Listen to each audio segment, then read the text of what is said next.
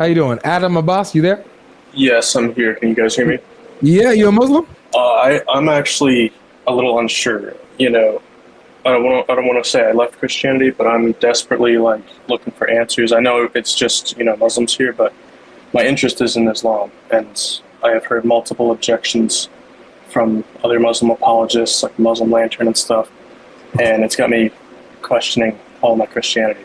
Muslim Lantern? Yeah, it's I went on his show, and then I joined, and basically the objections that I have right now, I really don't know how to get past, and I'm sure there's other answers. That's why I'm seeking you guys. I talked to Sam, it didn't work out well, but I'm just looking for any answers. Okay, when you say you talked to Sam, it didn't work out, but what do you mean? You didn't? He thought I was undercover. He thought because he saw my last name, he thought I was an undercover Muslim, so he just picked me. But I never got to speak with him. So what's with the name then? What is with the name? That is my last name. I have a Muslim father, but my mom's Catholic. Okay. Oh. But yeah, base. Yeah, listen, brother. I just I was just telling them I have to go because I have another show to be on at 8. But I did want to point. I do want to point out. Notice this is the 6th or so live stream that we did together as a group, inviting Muslims to challenge us and to give us a refutation of the Islamic dilemma. And all the guys that post videos and claims and so on, they don't show up. It's like they like to say stuff when it's not someone who's going to be able to take them through what the Quran says. So anyway, the point was in this discussion that follows, just keep that in mind, that all these guys who say they can respond to this stuff, they never show up when we say, okay, open invitation. Anyone who wants to join us live can join us live. And so I just wanted to point out, Muslim Lantern. Love to have a discussion with you about the Islamic dilemma. Feel free to join us anytime. Avery could do it here on Avery's channel, could do it somewhere else. Happy to have an awesome discussion on the Islamic dilemma. All right, brother, so leaving you in good hands with GodLogic, Giant DOC, but gotta cut out now. Thank you. Nice to meet you, David. Right. So what were some objections that you got hit with, man, and he cooked you on, man? So basically, the 3 days and 3 nights prophecy allegedly not being fulfilled. Basically that, the stories between the Gospels, they're a little different. And specifically, he said because of the nights, how it has to be, because of the prophecy of Jonah, in the belly of the whale, it has to be 3 nights as well. And then he read me some verses in the Gospels, and it doesn't match up. So going off of the 3 days and 3 nights, what Jesus says, as Jonah was 3 days and 3 nights in the belly of the fish, so the Son of Man will be 3 days and 3 nights in the heart of the earth. And so because Jesus says it like that, it has to be 3 days and 3 nights. It has to be 3 nights exactly in order for it to the prophecy to be fulfilled. Yeah, I mean, I'm not extremely literalist. This is just one objection that I have heard, but he was telling me that the Christians, they'll say, well, the Jewish times are a little bit different between what constitutes the day, what's a night. But he said because, Jesus threw in 3 nights specifically, well, that has to be, was the sun up or was it down? There's really no getting past it. Interesting. So it's interesting because when you look at this, Jesus describes the day that he rises from the dead in many ways. This is actually one of the ways that he mentions the day that he rises, talking about a 3-day time span, 3 days and 3 nights. He also says on the 3rd day he will rise. He also says after 3 days he will rise. So we see 3 days and 3 nights, on the 3rd day, in 3 days, after 3 days, all describing a 3-day time span. That's all it is, bro. And DLC, if you guys have examples of this, I know there's examples with Ezra. If we have some references of that, if you guys want to touch on that, we can. I'm about to get this verse for you. Yeah, if you check out Genesis chapter 42, verses 17 to 18, this is where you'll see, throughout the Hebrew Bible, after and on, this is how the Jews use the language. So Okay. it says, and he put them all in custody for 3 days. Okay. And it says, on the third day, he said to them, do this and you will live, for I fear God. Right. So on the third day. So What verse is this again, Jai? 42 what? Genesis 42, 17 to 18. Yep.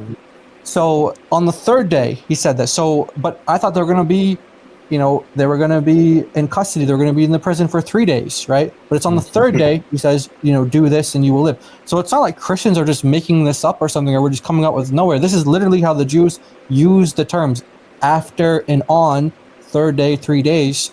This is how it's used throughout the Hebrew Bible. And Avery mentioned another example with Esther as well. Yeah. There's many other examples of this, but you see verse 18. Verse 17. And he put them all together in custody for 3 days. On the third day, Joseph said to them, "Do this, and you will live, for I fear God." And so then, so that's on the third day. But were they there all night, or it's on the third day? So on and after. It's the same thing. It's the same thing in my culture, the Arab culture. They say, "Oh, I stayed for 3 days," where he actually meant 2 days and a half, and on the third day he left the place. It's very common. Gotcha. So you find it like in Matthew 17, like Brother GodLogic was saying, Matthew 17 verse 22 is very, very specific. The Lord Jesus, it's red letters, so the Lord Jesus said it. The Son of Man is going to be delivered into the hands of men. They will kill him. And on the third day. Wait, no. It has to be the fourth day, Jai. Right. So if you speak to them in that kind of the way they spoke, they'll say, he stayed for 3 days. But actually it was on the third day, a new thing happened. So they say, he was then there for 3 days. That's a very common way of speaking, even all over the world, even up to this day. Yeah, and like in the Talmud, for example, like we were just talking about the Talmud earlier, it literally says you literally have a quote there that says, "A day and a night are a portion of time, and a portion is the whole of it." So it's like part of it is a whole.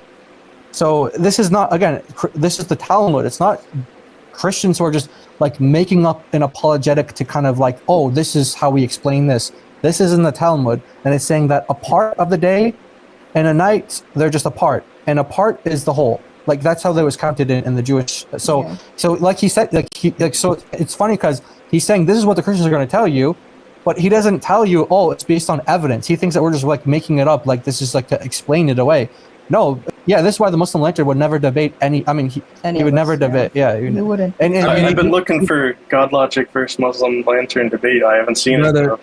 If you go on my Patreon, the video is there, but he deleted it from his channel. He really deleted that stream. But you and then when I put it up, or a couple of other Christian brothers and sisters re-uploaded it, he copyright striked all of us. So the video, you will not be able to find the video on YouTube because he'll strike us for putting it up. So you have to go to my Patreon for free, and you can watch it there. I definitely will. He's a coward, bro. He's an absolute coward. He'll never talk to one of us straight up, head to head. The whole entire time I was trying to talk to him, he's trying to limit the discussion. Okay, well, you'll only get to ask this type of question, and really trying to put parameters on it. But everybody before that, he was speaking freely for no time limit and all. So just a coward. But this is Esther, brother. This is Esther chapter 4. This is Esther chapter 4. Now it talks about how they were going to fast for 3 days and 3 nights. And Esther was then going to go to the king, see the king after they fasted. Okay. So for example, so verse 16, it says, go, I'll start 15. Then Esther told them to reply to Mordecai, go gather all the Jews to be found in Susa and hold fast on my behalf, and do not eat or drink for 3 days, night or day. Right. So it's 3 days and 3 nights, right? Yes. I and my young women will also fast as you do. Then I will go to the king, though it is against the law, and if I perish, I perish. Mordecai then went away and did everything as Esther had ordered him. So Esther says, we're all going to fast 3 days and 3 nights. And after we fast, when we're done, I will then go to the king. And if I die, I die. It is what it is. We'll see what happens. So let's go to the next chapter. Oh, look, when is it that she went to the king? On the third day, Esther put on her royal robes and stood in the inner court of the king's palace in front of the king's quarters while the king was sitting on his royal throne inside the throne room opposite the entrance to the palace. Wait, hold on a second. I thought this was supposed to be 3 days and 3 nights, so it should be, on the fourth day or whatever, right? No, Yes. it's just an idiom describing a 3-day span. That's all. And can you put up to 1 Samuel chapter 30 verses 12 to 13? 1 Samuel 30, 12 to 13. And this is going to show you again 3 days and 3 nights. And we're going to use Muslim Lantern's logic and see if it follows. So verses 12 to 13. Okay. And they gave him a piece of cake of figs and 2 clusters of raisins. And he had eaten, and when he had eaten, his spirit revived, for they had not eaten bread or drunk water for 3 days and 3 nights. Okay? 3 days and 3 nights. Remember, he made emphasis. Oh, it says nights. It says nights. Now watch this. And David said to him, to whom do you belong? And where are you from? He said, I'm a young man of Egypt. Just like, Muslim Lantern from Egypt. Anyway, servant to an Amalekite. And my master left me behind because I fell sick 3 days ago. Whoa, 3 days ago? I thought it was 3 days and 3 nights. I thought, so 3 days ago, it's 3 days and 3 nights. This is just a figure. It's a way that they spoke. It's like how they speak. Yeah, it's a 3-day span. So 3 days and 3 nights. It's just a portion of the time is the whole of the time, like the whole of the day. Yeah, like when you say, I've been here all day, and it's still in the day. Yeah, exactly. It hasn't finished. The day hasn't finished, but you say, I've been here all day. It's just a way of speaking. That's definitely sufficient. Like that. Yeah, of course he's not going to tell you this stuff. He's not going to, either because he doesn't know this, or he does know it and he's just trying to be deceptive because he wants you to, join Islam. But he doesn't know Jack. He's got a script from all of them. They use this 3 day and 3 night like for hundreds of years. I actually saw, not to get off topic, I saw a Christian guest and he asked the Muslim Lantern, are you aware of what the Shroud of Turin is? The Muslim Lantern said he never heard of it. Yeah. And, I'm like, okay, how are you going to be like an apologist? At least you should know about it. But, that definitely finishes that argument. If you don't mind, he's just like objectively a liar. Like I've heard him talk about topics like preservation of the Quran and different Quranic manuscripts, and he talked about the Sana manuscript, for example, and he just completely lies about these topics. He just objectively lies about these topics. So he's not a trustworthy source. But I'm glad that you came to talk with GodLogic and on here, because this is where you're going to get the truth, and we're going to tell you this is the full story. We're not just going to say like, oh yeah, this is the side that we want you to hear. We're going to tell you everything. Like if you want to ask us what Muslims say about this or that, we'll tell you the best argument that they have and the best argument against it, and you make the decision. He's only going to tell you parts of the story, and he's going to lie to you, and he's not going to tell you like Christians say night and day just makes up the whole, but they're just making that up because they want to explain away this contradiction. When we have tons of evidence, right? We have tons of evidence that So. 100%. And I don't want to stay too long, but what's the other objection? There was like the Passover. When was like Jesus actually crucified? Was it like before the Passover or after the Passover? For that, I know there's like a little, some people have different perspectives on what constitutes like the start of the Passover and the end, but that definitely, I'm still wondering about that as well. Yeah, if you have you heard of inspiring philosophy? No, inspiring philosophy. No, I don't think so. Dude, you're under a rock. Inspiring philosophy, bro. He's amazing. He actually has an entire series dealing with answering all of these type of questions and objections, showing the sources, showing scriptures and stuff like that, showing scholarly opinion and commentaries. And his videos are short, like 5 minutes or less. You know what I'm saying? Something maybe 7, it doesn't matter. But like they're relatively short, and he's breaking down, he's answering all of these. And so if you go on his channel, and this is what his channel looks like, just really quick. I'm going there now on my laptop. Yeah, inspiring philosophy right here. This is he does all of the. He just uploaded one today. Did Jesus carry his own cross, or did he need help?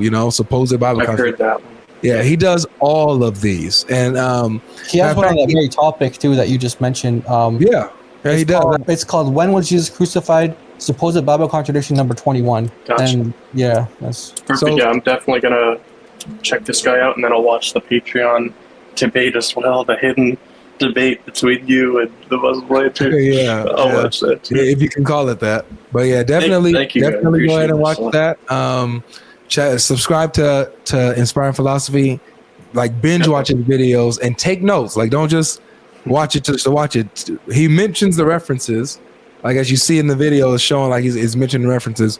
Note it down, and so that you know exactly how to answer these things. Okay. Definitely, 100%. I just subscribed now, so thank you very much, guys. I appreciate it. For sure.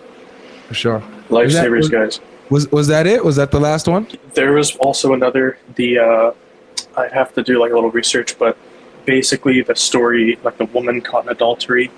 Yeah. Apparently, it was like added in a lot later, and that's actually kind of what like started this whole thing, because that's literally like my favorite passage. And I just did like a ChatGPT search, and it said it's like not in the earliest manuscripts, and that kind of just took me for a spin. But Yeah. I don't know if there's like a there's different opinions on it. So it doesn't show up in the earliest manuscripts that we have, but that's very true. It doesn't show up in the earliest that we have. It shows up in the later manuscripts. However, the view is that the view is that it's a true story, but it was early on it's trying to find its place in the writings, right? Like they're trying to find its placement there. So they're saying that it's a true story of Jesus that was narrated, but they're trying to find its place of where it belongs in the gospel, like where it is. So that's why they're saying that you don't really see it early on in the earliest manuscripts in the surviving one, but you do see it in the later ones. Not that it's added per se, but it shows up in the later manuscripts. If you guys have some, it's like who did they? Who are they attributing this to as like the author? That was the right. Like the mix-up. Right. Yeah, not that it's a false story altogether. If you look up a guy called David Allen Black, David Allen Alan Black, theologian.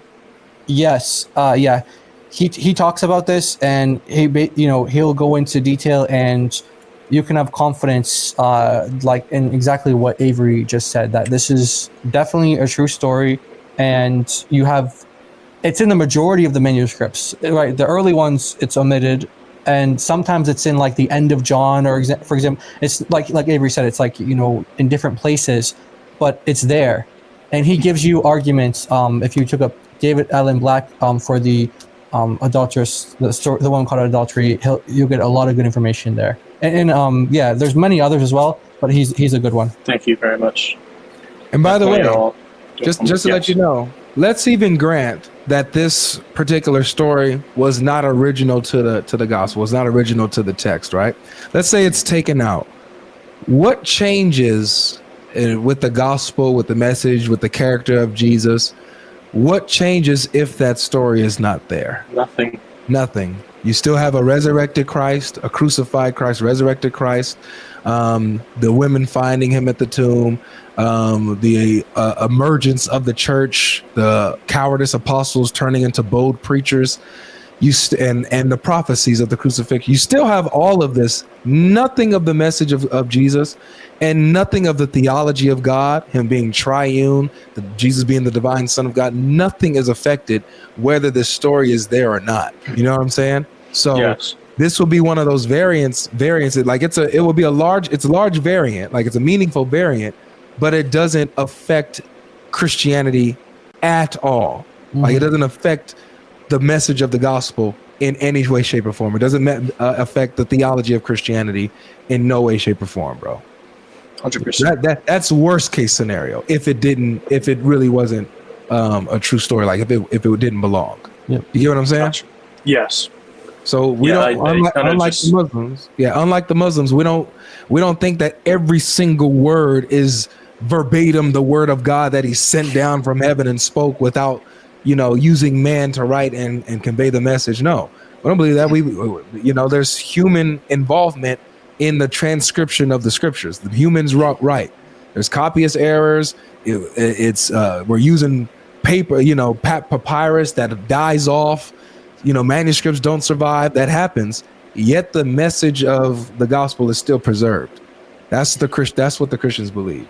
You know, And by the way, that's exactly the case with the Quran as well. But the Muslims just have a different narrative. But like historically, like the manuscript evidence, etc., like that's exactly the same case with any written document, right? So once humans are involved, you're gonna have someone like maybe skipping a line or spelling a word wrong or something like that. But even if you go to the Muslim sources, you're talking about like the woman caught in adultery. This is like one of the longer, you could say variants. But guess what? You have entire chapters that are disputed in the Islamic corpus. There's a scholar by the name of Sean Anthony. Sean Anthony, you can go to academia.edu, type in Sean Anthony, the lost surahs of the Quran. The lost surahs of the Quran. He talks about 2 chapters of the Quran that Ubay and other companions had in their Quran that doesn't exist in today's Quran. Doesn't exist at all in today's Quran. Yeah, doesn't exist at all. So that Sean ruins Anthony, the whole argument for the Quran then, if that's true. yeah, exactly. Sean Anthony, the 2 lost surahs of the Quran. Something to that effect. You'll find it with that search. And so that's just to say that this is the case with any book in history. You're going to have these. I mean, guess where you don't have variants? When it's like Sumerian tablets, when we still have the original stones today, because they're literally written in stone, they're carved, right? So we don't have like copies of copies, right? But anything that's written down, like Avery said, papyrus and parchment, etc., this stuff, it dies out and you have to rewrite it and then copy it, and someone makes an error here, and then guess what? You have, for Christians, we have the confidence to know, okay, we have so much evidence of the manuscript, so now we can know for sure what exactly did John write, what exactly did inspired by the Holy Spirit, and we can have amazing, like they dispute amongst like less than 1%. Less than 1% is what they're disputing, and none of that changes theology. None of that changes Christian doctrine or teachings or what Jesus said or taught. Nothing. Less than 1%. But the Muslims, you have a big percentage of variance. And it's not very smart for the Muslim lantern or any of these Muslims to attack the Bible, because the 7th century, when their Muhammad came, the Bibles that he had at his time, he's confirming. Yeah, that gets to our topic today. So that gets to our topic today. So if they want to attack the Gospels for these, what they call contradictions, Muhammad comes to confirm it. We know that because we know from manuscripts exactly what they had in Arabia at that time. We know what they had before that time, before Muhammad and after. And it's exactly what we have today, right? So if shooting himself in the foot. If they want to attack it, they said Allah just confirmed something wrong. Right. It's stupidity. Yeah, and then that's like the right approach when you're talking to a Muslim. So much there and like, there's a contradiction in 3 days and 3 nights. Like, is that the same Bible that Muhammad said he confirmed? Yes. It is. So it's like that's another way you can deal with that when you're talking to Muslims. An atheist can say that maybe, but not a Muslim, because otherwise you have to leave Islam then if you're going to take that position. Thank you very much. Yeah, that's everything I'll definitely be studying. Do you have like anything quick or even like a video I could check out? Just like I know there's plenty of answers for John 17:3 that are pro the Trinity still. Like it's not just this ruins the Trinity. But for me, like I don't have an adequate response yet to John 17:3. But if you guys could kind of like point me in that direction, then that'll be the last thing. I appreciate it very much. I mean, Avery's got tons and tons of like debates where those come up. So you can certainly like search the channel and you'll find that. But I mean, we could just quickly go over it with you if you want. Like, but our archive has a archive got it. Yeah, archive has a video on it. So here's a video from an archive channel where Sam Shimon explains it. It's about 10 minutes long, and it's funny because at the end of this, the Muslim accepts Christ Jesus. Wow. So we got. Let me just put it right here. I'm gonna share it with you. So I'm gonna put it right here in the chat on YouTube, and then also I'm putting it right here in the private chat on StreamYard. Do you see the private chat? Oh, I lost him. He probably accidentally clicked another tab. Oh yeah. There he goes. Yo, can you hear us? Adam, can you hear us? Can you hear us? Hello? Can you even see us? I think he's actually frozen. All right. It looks like he's walking around. Maybe the Wi-Fi got messed. Wi-Fi done got him, man. Yeah, man. But yeah, guys, let that be a lesson really quick. Stop going on there you go. Stop going on these panels when you're not ready, guys. Can you hear us? Yes, I can hear you. Sorry, I got a phone call. I'm on Do Not Disturb now. All right. So I put the link of the video, John 17:3. Sam, explain it. I put it in the StreamYard private chat. Do you see that? I see only one comment from Scales. I think I joined in a little late. If you don't mind just resending it, I'll screenshot it. Yeah, I'll put it back down in the regular YouTube chat, and then I'm gonna put it in the There it private is. area. So try to copy that and save that. I just put it in the StreamYard chat too. Thank you. Yep. Check that out. Take notes, absorb it, learn it, and you'll be good to go. Thank you very much, GodLogic. Thank you guys, Jay. Thank you, David. I appreciate you. God bless. God bless, bro. Yeah, we hope that you do some research on what we said and come back home to Jesus. Absolutely. Thank you, guys. If you're not prepared, you should not be joining opposing people's platforms. Okay? If you're not prepared, and you know when you're not prepared, I really don't understand it. I don't get it when people do it. But you should not do that, man. Because again, the devil is out there to deceive you, and that's all they want to just cast doubt. And notice how when you come here, these things are easily answerable, right? Easily answerable. So use wisdom, man. Use wisdom with these social media. You're on social media, you're on TikTok and YouTube. These platforms come out and they're challenging Christianity, and you want to probably give an answer, give a defense. Move in wisdom. If you're not ready for that, if that's not what you do, don't do that. Okay? You don't have to go up there. All right? So